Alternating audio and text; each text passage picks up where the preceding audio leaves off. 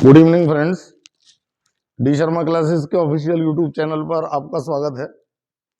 आज मैं आपको ऑर्गेनिक केमिस्ट्री क्लास 11th के बेसिक कॉन्सेप्ट्स, बेसिक डेफिनेशंस के बारे में बताना चाहता हूं। तो देखिए, सबसे पहले हमें समझना होता है कि एल्केन क्या है। एल्केन जिनका जनरल फार्मूला होता है CnH2n+2। अगर n = 1 लेंगे तो एल्केन बनेगा CH4, n = 2 लेंगे तो एल्केन बनेगा C2H6, n = 3 लेंगे तो एल्केन बनेगा C3H8, n = 4 लेंगे तो एल्केन बनेगा C4H10 एंड सो ऑन। तो अगर एल्केन में से एक H कम कर लेंगे तो हमारा एल्काइल ग्रुप आता है। एल्काइल ग्रुप यानी कि इसमें से एक H कम करेंगे तो एल्काइल ग्रुप आया CH3, इसमें से एक H कम करेंगे तो एल्काइल ग्रुप आया C2H5, इसमें से एक H कम करेंगे तो एल्काइल ग्रुप आया C3H7, इसमें से एक H कम करेंगे तो एल्काइल ग्रुप आया C4H9। ये हमने सेकंड डेफिनेशन समझी है कि अगर हम एल्केन में से एक हाइड्रोजन कम कर लेते हैं then the alkyl group is obtained. और अब अगर मैं एल्काइल पर पॉजिटिव चार्ज लगाऊंगा, एल्काइल ग्रुप पर प्लस चार्ज लगाऊंगा तो इसे कहते हैं कार्बोकैटायन। ये हमारी अगली डेफिनेशन है जो हम समझेंगे। कार्बोकैटायन माने एल्काइल ग्रुप पर प्लस चार्ज। जैसे जैसे साइज बढ़ता है तो स्टेबिलिटी बढ़ जाती है, ये भी आपको ध्यान होना चाहिए।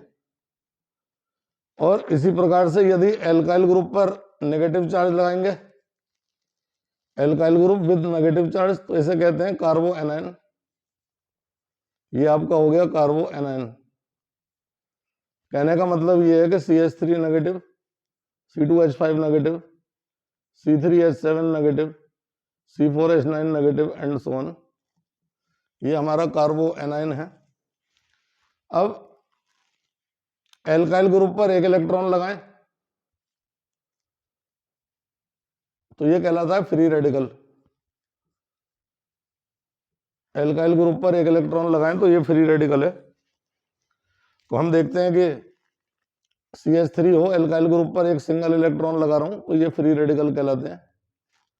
These are called free radicals.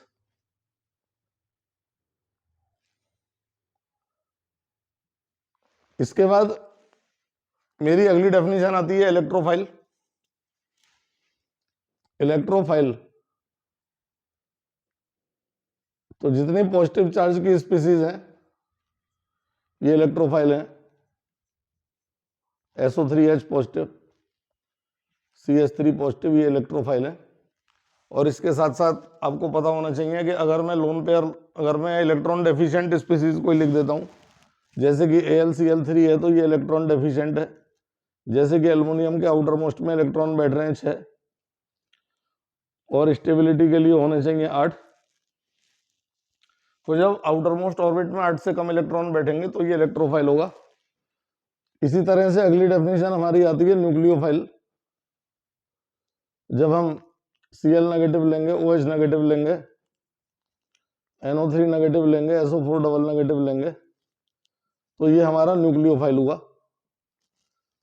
Nucleophile पर स्पीसीज पर नेगेटिव चार्ज होता है। अगर किसी स्पीसीज पर नेगेटिव चार्ज है तो उसे कहते हैं न्यूक्लियोफाइल। इसके बाद अगर कोई चीज लोन पेयर वाली है जिसमें कि सेंट्रल एटम पर लोन पेयर है, लोन पेयर ऑफ इलेक्ट्रॉन वाले भी न्यूक्लियोफाइल के अंतर्गत आएंगे। इसके बाद मेरी अगली डेफिनेशन आती है that is breaking of bond. तो बॉन्ड की ब्रेकिंग,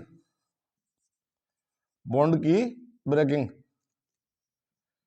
तो किसी भी बॉन्ड का टूटना बॉन्ड की ब्रेकिंग कहलाता है। And a bond can be broken in 2 ways, that is by homolytic method and by heterolytic method.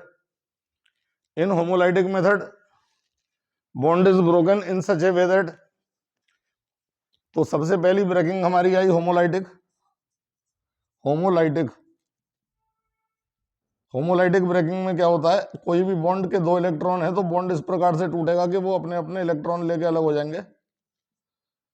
वो अपने अपने इलेक्ट्रॉन लेके जब अलग हो गए तो इस ब्रेकिंग को कहेंगे homolytic breaking.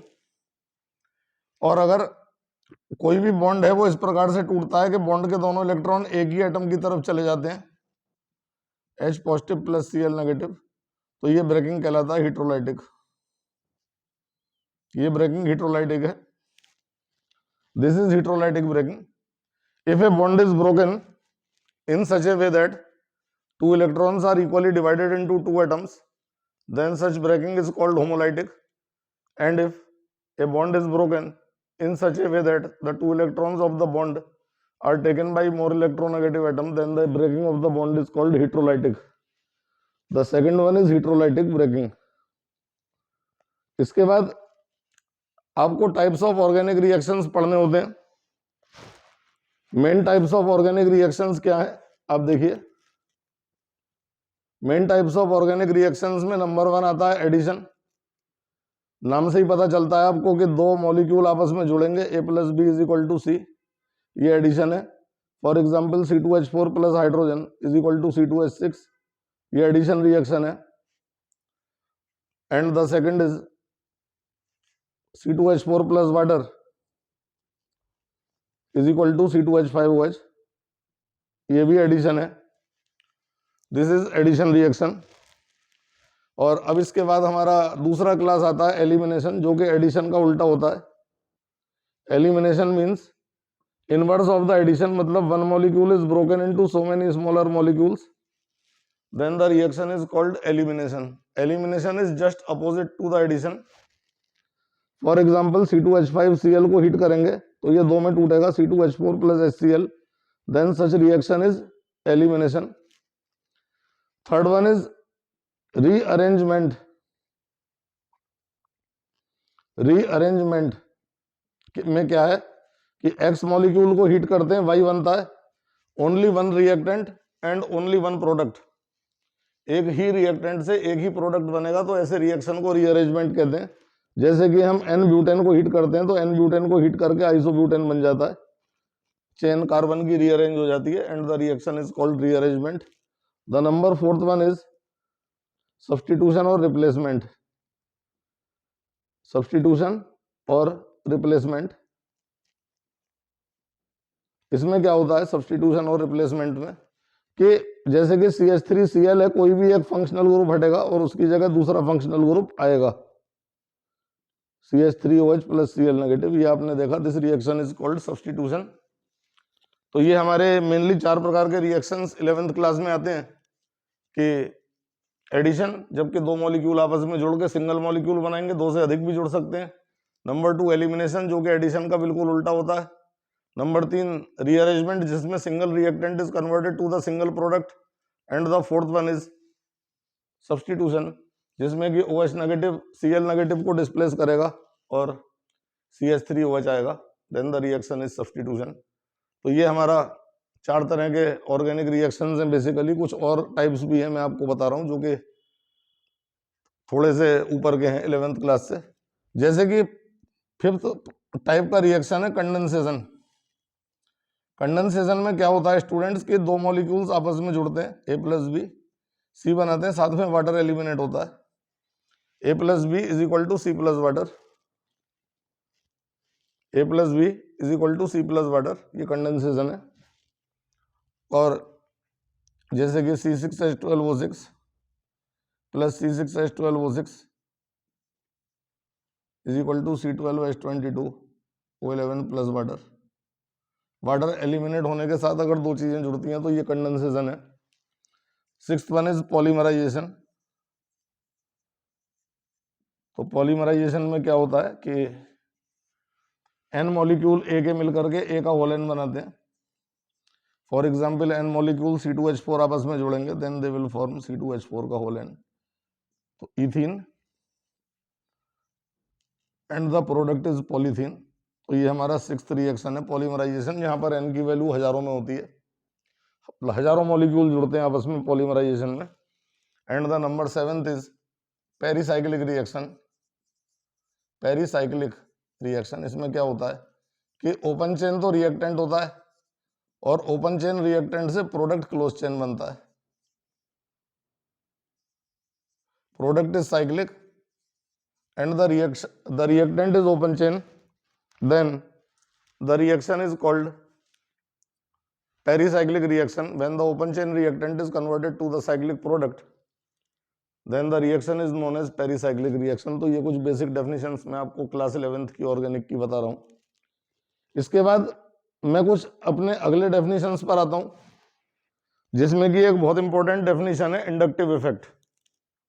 Now we are coming to the next topic that is called inductive effect. तो देखिए इंडक्टिव इफेक्ट में क्या होता है, आई इफेक्ट कहते हैं इसे शॉर्ट में। I effect means inductive effect. Inductive effect इसमें क्या है कि कार्बन से अगर कोई इलेक्ट्रोनेगेटिव एटम सीधा जुड़ जाएगा, when any carbon atom is directly united to the electronegative atom, then the electrons of the bond are attracted by more electronegative atom, then the electrons of the bond are attracted by more electronegative atom, and this phenomena is known as inductive effect। और ये phenomena inductive effect होगा। Bond में दो electron है, एक carbon ने share कर रखा और एक क्लोरीन ने, बॉन्ड के इलेक्ट्रॉन उस एटम की तरफ शिफ्ट हो जाते हैं जिसकी इलेक्ट्रोनेगेटिविटी ज्यादा होती है। तो Cl पर एक स्लाइड नेगेटिव चार्ज आएगा, कार्बन पर स्लाइड पॉजिटिव चार्ज आएगा। तो ये पोलर बॉन्ड है हमारा। कौन सा बॉन्ड है? Polar bond. और यही प्रॉपर्टी इंडक्टिव इफेक्ट कहलाती है। इंडक्टिव इफेक्ट में जिस एटम पर प्लस चार्ज आता है उसके इफेक्ट को कहते हैं प्लस आई इफेक्ट, और जिस एटम पर नेगेटिव चार्ज आता है स्लाइड नेगेटिव, उस एटम के इफेक्ट को कहते हैं माइनस आई इफेक्ट। अब नेक्स्ट आता है हमारा ई इफेक्ट। इसकी फुल फॉर्म होती है इलेक्ट्रोमेरिक इफेक्ट। तो when the double bond is ionised, double bond जब आयोनाइज होगा तो एक कार्बन पे पॉजिटिव एक कार्बन पे नेगेटिव, और डबल बॉन्ड टूट चुका है, एक कार्बन पर प्लस आ रहा है एक पर माइनस आ रहा है। तो ये हमारा फिनोमिना क्या कहलाएगा? ये फिनोमिना इलेक्ट्रोमेरिक इफेक्ट कहलाएगा, इलेक्ट्रोमेरिक। एंड सिमिलरली मैं सेकंड एग्जांपल ले सकता हूं, जब भी डबल बॉन्ड का सिंगल बॉन्ड बचे और एक बॉन्ड कंप्लीट पॉजिटिव और कंप्लीट नेगेटिव एटम्स में टूट जाता है, तो ऐसे ब्रेकिंग को, सॉरी इस प्रकार के इफेक्ट को, इस प्रकार की ब्रेकिंग को इलेक्ट्रोमेरिक इफेक्ट कहेंगे। And the next one is mesomeric effect.